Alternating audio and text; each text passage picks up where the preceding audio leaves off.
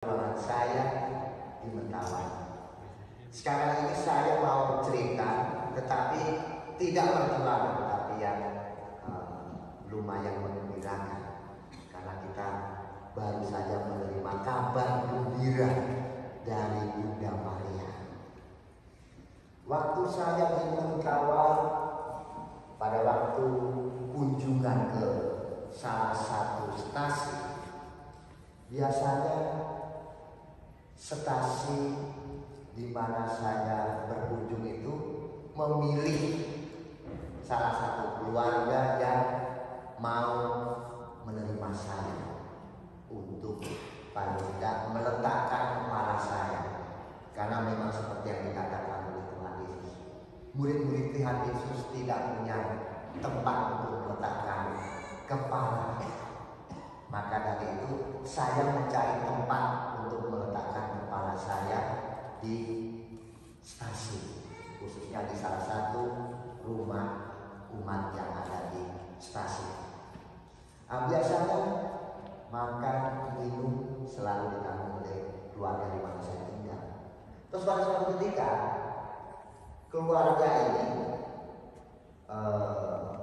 punya makanan yang sangat istimewa, tetapi tampaknya tidak mau memberikan kepada saya karena takut, ya, karena takut. Tahu makanan spesialnya apa? Bukan babi, tetapi ulat sagu. Ulat sagu itu binatang, anak dari apa namanya, semacam kalau bahasa Jawanya kayak dong. Nah, macam dong itu induknya itu apa namanya, binatang, tidak tahu saya bahasa Indonesianya juga, saya tidak tahu kan. Nah, itu biasanya bertelur di pohon sagu, habis itu menetas di situ, terus menjadi ulat. Nah, bagi mereka biasanya mustahil pendatang makan ulat sagu. Pasti mereka jijik, ya kan? Karena melihat bentuknya saja itu lucu sebenarnya bentuknya itu. Imut,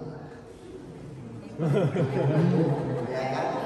Kepalanya hitam, badannya putih, terus gini-gini. Mereka biasanya tidak mau membagikan makanan itu kepada pendatang baru. Akan tetapi saya justru terbuka. Apa itu? Ketika saya melihat itu, tidak ngomong, tidak. Ini hanya apa namanya? Hanya sesuatu yang tidak enak. Terus salah satu umat yang lain yang datang itu kasih tahu itu ulat sagu, romo. Ulat sagu itu apa? Untuk dikali makan biasa. Coba sini, saya tidak mau ikut makan. Rasanya seperti apa? Nah, beberapa itu sudah masak, sudah dimasukkan di dalam bambu, terus panggang gitu kan sama mereka. Sebagian lagi itu masih hidup. Nah, yang masih hidup inilah yang anak-anak itu suka sekali makan. Saya juga, anak-anak makan yang masih hidup rasanya seperti apa? Saya juga ingin sekali kan merasakan seperti apa. Anak-anak saya makan binatang itu tidak mati, apalagi saya kan. Makan gada itu saya pun makan. Rasanya tuh enak, kayak keju di Milwaukee. Jadi apa namanya, di dalam perutnya itu menjadi seperti sagu putih, biasanya itu ditusuk dulu kalau mau dimakan, nanti keluar jadi minyak, warnanya kuning biasanya. Itu yang bikin ketagihan saya. Di sini tidak dapat saya temukan lagi ulat sagu. Itu menjadi kerinduan saya. Akan tetapi yang mau saya katakan bahwa ketika di satu tempat kita bisa menjadi bagian seperti orang di mana kita berkunjung. Disitulah kita menjadi kabar sukacita bagi mereka. Karena banyak juga orang-orang yang berkunjung di daerah pedalaman di Mentawai. Biasanya kalau orang itu bukan orang Katolik, mereka biasanya membawa piring sendiri, membawa air minum sendiri, membawa gelas sendiri, membawa makanan mereka sendiri. Karena mereka berpikir bahwa orang-orang di pedalaman Mentawai adalah orang-orang yang kotor, tidak higienis, dan mereka sering disebut orang yang makan seperti babi. Maka bagi orang yang beragama lain, itu mereka dianggap haram. Kalau mereka berkunjung, tidak mau memakai piring orang Mentawai, memakai gelas yang diminum oleh orang Mentawai, memakan makanan orang Mentawai. Dan itu sangat ironi. Bahkan orang Mentawai itu ya, yang notabene lahir dari keluarga yang sama, ketika mereka sudah pindah dari Katolik menuju agama lain, ketika pulang kampung mereka pun membawa kuali sendiri, masak masakan sendiri, tidak mau bercampur lagi dengan keluarga yang ada di kampung. Sangat ironi. Tetapi syukur saya dianugerahi oleh Tuhan untuk makan apapun, maka saya tidak punya masalah untuk makan apapun. Dan ketika saya bisa makan sesuatu yang dimakan oleh mereka, mereka justru menjadi bagian dari hidup saya, dan saya pun menjadi bagian dari hidup mereka. Kami menjadi satu keluarga. Saya rasa disinilah letak di mana kita harus membawa satu kabar sukacita kepada orang-orang dimanapun kita berada. Sebagaimana Bunda Maria tentu dalam keadaan hamil muda pasti mengalami kesulitan, karena rumah Elizabeth tidak ditempuh naik mobil, tetapi harus mendaki. Dan Bunda Maria dalam keadaan hamil harus mendaki pelan-pelan ke tempat Elizabeth. Bunda Maria mungkin punya alasan untuk mengeluh dalam keadaan yang sulit. Akan tetapi Bunda Maria tidak membawa keluhannya kepada Elizabeth sebagai beban hidup Elizabeth, akan tetapi bersedia membantu Elizabeth menunjukkan kegembiraan dan kebahagiaan pada waktu dia menerima kabar sukacita. Ini loh kabar sukacita yang saya terima di dalam perut saya ini. Sabda Allah inilah yang saya bagikan kepada engkau Elizabeth. Maka Elizabeth pun begitu mendengar salam dari Maria,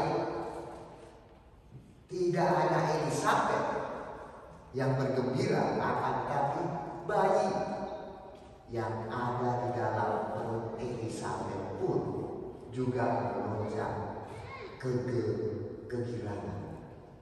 Maka dari itu, efek dari apa yang diberikan oleh Maria kabar gembira yang disampaikan oleh Maria, kata-kata penghiburan yang diucapkan oleh Maria terhadap Elizabeth mempengaruhi seluruh dinamika kehidupan Elizabeth. Dan inilah yang harus juga kita bawa juga, khususnya dalam menyambut Natal, perayaan hari kelahiran Tuhan yang minggu depan akan kita rayakan. Membawa kabar sukacita, membawa penghiburan kepada orang-orang yang Tuhan percayakan kepada kita, khususnya di dalam kehidupan keluarga. Di dalam kehidupan keluarga kita harus membawa kabar sukacita, kabar gembira, kabar penghiburan bagi keluarga kita. Bayangkan kalau misalnya setiap hari suami tidak pernah senyum, apa yang dirasakan istri? Satu hari penuh suami hanya cemberut saja. Kira-kira apa perasaan istrinya? Nggak usah masak. Hah? Nggak usah masak. Nggak usah masak. Tandanya nggak usah masak. Pasti istrinya pun punya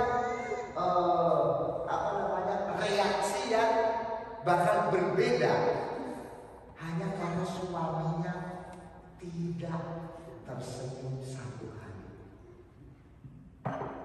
Siapa yang masak kali? Siapa yang menyiapkan makanan saya? Kalau suami tidak senyum sama saya, maka saya tidak mau memasak. Dan efek dari tidak memasak apa? Bertengkar.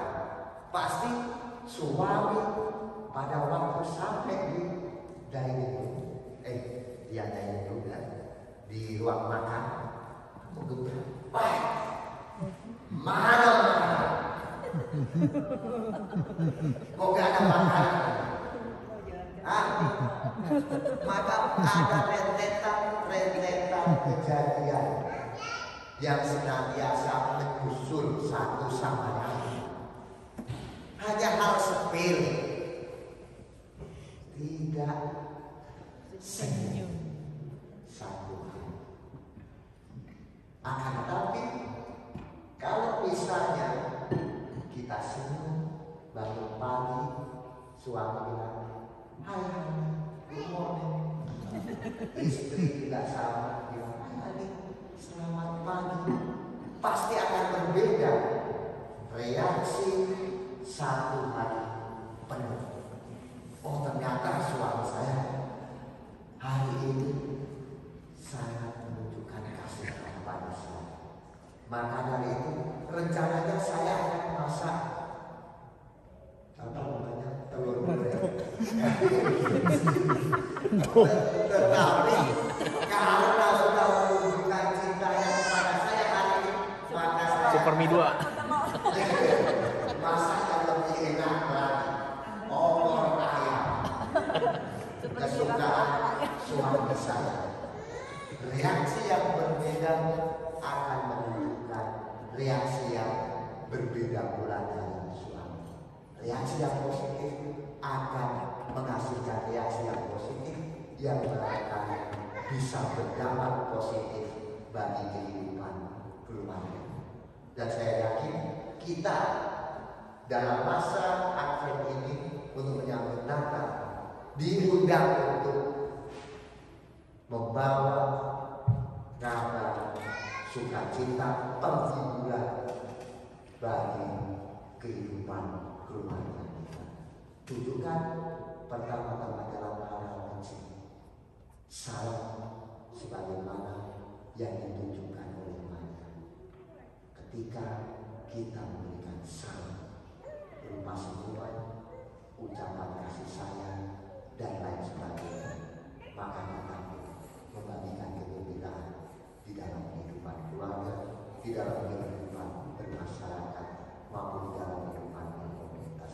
Semoga Tuhan senantiasa menguatkan kita, khususnya orang yang kita perlukan tuntutan untuk